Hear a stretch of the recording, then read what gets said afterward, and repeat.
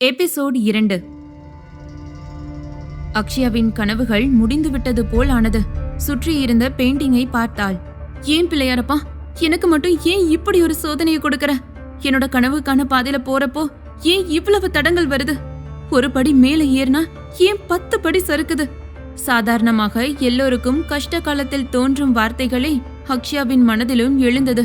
பெயிண்டிங்கை பார்த்தபடியே புலம்பியவள் இங்கு யாரிடமும் உதவி கேட்க முடியாது என்பதால் தன் திறமையின் மீது அதிக நம்பிக்கை வைத்து அந்த ஆர்ட் எக்ஸிபிஷனை விடுத்து கால் போன போக்கில் நடந்து போனாள். அப்பொழுது, ஹே அக்ஷயா, 1 செகண்ட் நில்லு. மூச்சு வாங்கிக் கொண்டே அவள் பின்னால் ஓடி வந்தாள் அக்ஷயாவின் தோழி மீரா. அக்ஷயா திரும்பிடும் நேரத்தில், அக்ஷயா, உன்னோட பெயிண்டிங் எல்லாத்தையும் அப்படியே விட்டுட்டு போற. இந்தா உன்னோட பெயிண்டிங்ஸ். ஆள் உயரத்திலிருந்த 2 கேன்வாஷ் போர்டுகளை அக்ஷயாவிடம் நீட்டினாள் மீரா. அதிலிருந்த பெயிண்டிங்கை பார்க்கும் போதே அக்ஷயாவின் கண்களிலிருந்து நீர் ஊற்று பெருகியது. தோழியிடம் மனக்கவலையை சொல்லலாம் என அவள் நினைத்திடும் நேரத்தில் அவள் நேரமில்லை என்று ஓடிவிட்டாள். பலரின் நட்பு இப்படி முக்கியமான தருணத்தில் காலை வாரி விடுகிறதே என்று நினைத்து அந்த விதியை எண்ணி நொந்து கொண்டே சாலையில் ஓரமாக நடந்து சென்றாள் அக்ஷயா. அப்பொழுது சாலையின் ஓரம் குண்டும் குழியுமாக இருந்த இடத்தில் தேங்கியிருந்த தண்ணீரில் மகிழுந்து ஒன்று வேகமாய் செல்லவும் அந்த சேற்று நீர் அக்ஷயாவின் மீதும் அவள் கையில் இருந்த பெயிண்டிங்கின் மீதும் பட்டு தெரித்தது. அதில் அக்ஷயாவின் இதழோரத்திலிருந்து கசந்த புன்னகையே வெளிப்பட்டது. உனக்கும் இந்த மாதிரி மரியாதை இல்ல. உன் மேலையும் சேறுபட்ட மாதிரி என் கனவுகள் மேலையும் சேறுபட்டுருச்சு. இனி உன்னால எனக்கு எந்த பிரயோஜனமும் இல்ல. உயிரற்ற அந்த பெயிண்டிங்கிடம் புலம்பியவள் இனி இதனால் தனக்கு எந்த ஒரு பிரயோஜனமும் இல்லை என்று சாலையோரம் இருந்த குப்பை தொட்டியில் அந்த பெயிண்டிங்கை போட்டுவிட்டு அவள் வீட்டிற்கு வந்துவிட்டாள். அவளின் கனவுகள் குப்பை தொட்டிக்கு செல்லாமல் இருந்தால் சரிதான். யாருமில்லா அந்த வீட்டில் அக்கா தங்கை இருவர் மட்டுமே வசித்து வந்தார்கள். இவர்களின் வருத்தத்தை பங்கு போட அங்கு எவருமில்லை. இந்த நேரத்தில் அக்ஷயா காப்பாற்றியிருந்த குழந்தையின் உயிரும் காப்பாற்றப்பட்டிருந்தது. பாப்பாவுக்கு எந்த ஒரு ஆபத்தும் இல்ல. ஹெட்ல லைட்டா அடிபட்டிருக்கனால ஐவி போட்டிருக்காங்க. மயக்கத்துல இருக்கறா. பயப்படுற அளவுக்கு எதுவும் இல்ல. 1 மணி நேரத்துல கண்ணு முழிச்சிடுவாங்க. நீங்க போய் பார்க்கலாம். அந்த தாய்க்கு தைரியம் சொல்லிவிட்டு மருத்துவர் நகர்ந்து விடவும் அடுத்த 1 மணி நேரத்தில் குழந்தையை பார்ப்பதற்கு உள்ளே வந்தனர்.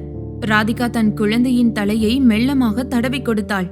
நந்திதாவும் மெதுவாய் கண் திறக்க கண் முன்னால் அன்னையை கண்டவுடன் வேகமாய் எழுந்து இறுக்கமாய் ராதிகாவை வயிற்றோடு அணைத்து கொண்டாள்.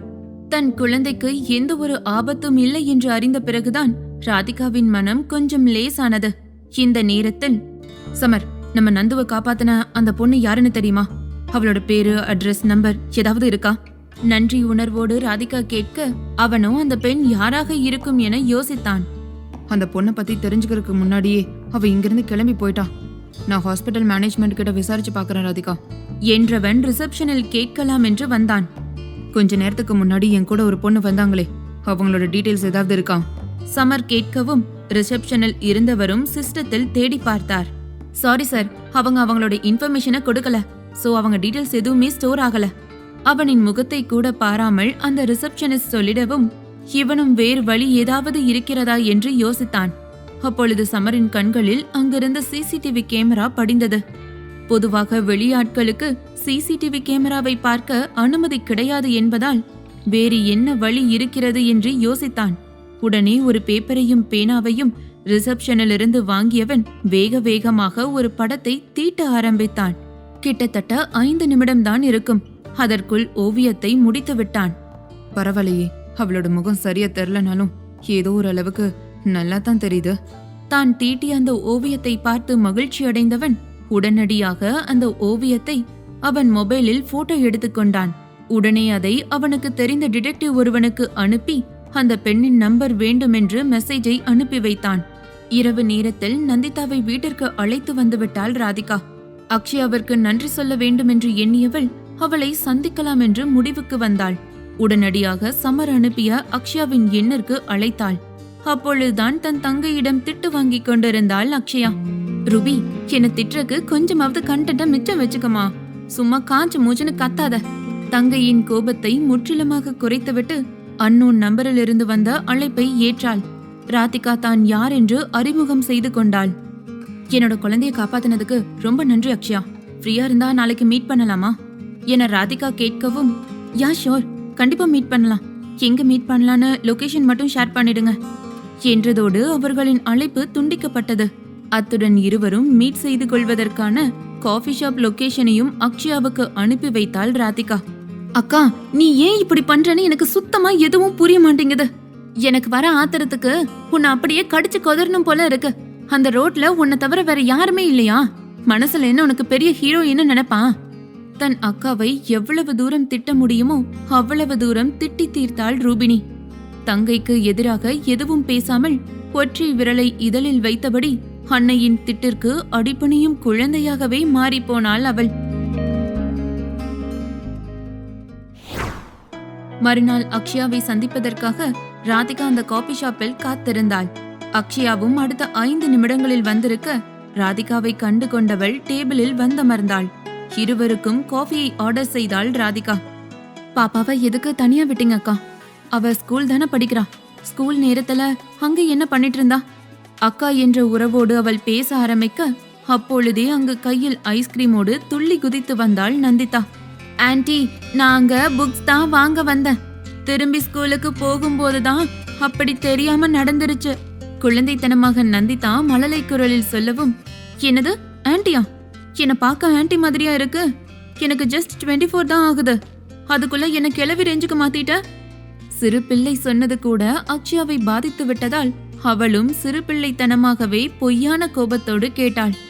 அப்போதே ராதிகாவுக்கும் சிரிப்பு வந்துவிட அக்ஷயா நந்திதாவின் கன்னத்தில் முத்தம் வைத்து அவளை தூக்கி தன் மடியில் அமர வைத்து கொண்டாள். நந்துக்குட்டிக்கு புக்ஸ்னா ரொம்ப பிடிக்குமா? ஆமா, ரொம்ப பிடிக்கும். எனக்கு கதைகள்ல வர ஹீரோவும் ஹீரோயின்ஸையும் ரொம்ப பிடிக்கும். மழலை குரலில் அழகாக சொன்னவள் கன்னத்தில் ஒற்றை விரலை வைத்து ஏதோ ஒன்றை தீவிரமாக யோசித்தாள். என்னோட மனசுல எப்பவுமே சமர் அங்கிள் தான் ஹீரோ. அதே மாதிரி என்னோட மனசுல ஹீரோயினா நான் உங்களை ஃபிக்ஸ் பண்ணிக்கிறேன். இனி நான் ட்ரீம் பண்ற எல்லா ஸ்டோரியிலையும் நீங்க தான் ஹீரோயின். ஆசையாக கூறியவள் அக்ஷயாவின் லிப்ஸில் அழகாக முத்தம் ஒன்றை பதித்தாள். நந்திதாவின் இந்த அழகிய செயல் அக்ஷயாவின் மனதை அதிகமாய் கவர்ந்து இழுத்தது. ராதிகாவும் அக்ஷயாவும் பேசிக் கொண்டிருக்கும் தருவாயில் நந்திதா அக்ஷயாவின் ஹேண்ட்பேக்கை உருட்ட ஆரம்பித்தாள். ஒரு பெண்ணாக அவளின் ஹேண்ட்பேக்கில் மேக்கப் கிட்ஸ் எதுவும் இல்லாமல் பெயிண்டிங் சம்பந்தப்பட்ட பொருட்களே நிரம்பி கிடந்தது.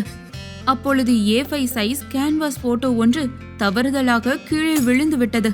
அதன் மீது இருந்த கண்ணாடி துண்டுகள் சல்லி சல்லியாக உடைந்து சிதறியது. அக்ஷயா நந்திதாவை தன் பக்கமாக இழுத்து கொண்டதால் உடைந்த கண்ணாடி துகள்கள் நந்திதாவை பதம் பார்க்கவில்லை. நந்து! ராதிகா தன் மகளை அதட்டவும் அக்ஷயா நந்திதாவை தன் மடியில் தூக்கி அமர வைத்துக் கொண்டாள். உடைந்த கண்ணாடி துகள்களை ஒரு நொடி பார்க்க அக்ஷயாவின் மனதிலும் வலியின் வேதனை தெரிந்தது. அவள் வாழ்க்கையில் ஓவியத்தின் பாதையில் முன்னேறி செல்ல ஒரு வாய்ப்பும் இல்லாமல் போய்விட்டதை எண்ணி பெரிதாக கவலை கொள்ளும் நேரத்தில் அதை கிளீன் செய்வதற்காக ஆட்கள் வந்தார்கள். அப்பொழுது ராதிகா கீழே கிடந்த அந்த பெயிண்டிங்கை கையில் எடுத்து பார்த்தாள். அதில் ஒரு அழகிய ஆண்மகனின் புகைப்படம் அழகாக வரையப்பட்டு இருந்தது. அதை பார்த்ததுமே, அக்ஷயா, இது உன்னோட பாய் ஃப்ரெண்டா? பாக்குறதுக்கு ரொம்ப அழகா இருக்கான் என அந்த ஓவியத்தை ரசித்தபடியே ராதிகா சொல்லவும் அக்ஷயாவின் மனதிலும் சொல்ல முடியாத வலி ஒன்று உருவானது. அந்த புகைப்படத்தில் இருக்கும் ஆண் யார்? அக்ஷயாவின் காதலனா? அக்ஷயாவின் வலிக்கான காரணம் என்னவாக இருக்கும்? அவளின் காதலனா? இல்லை வேறு ஏதாவது உறவா?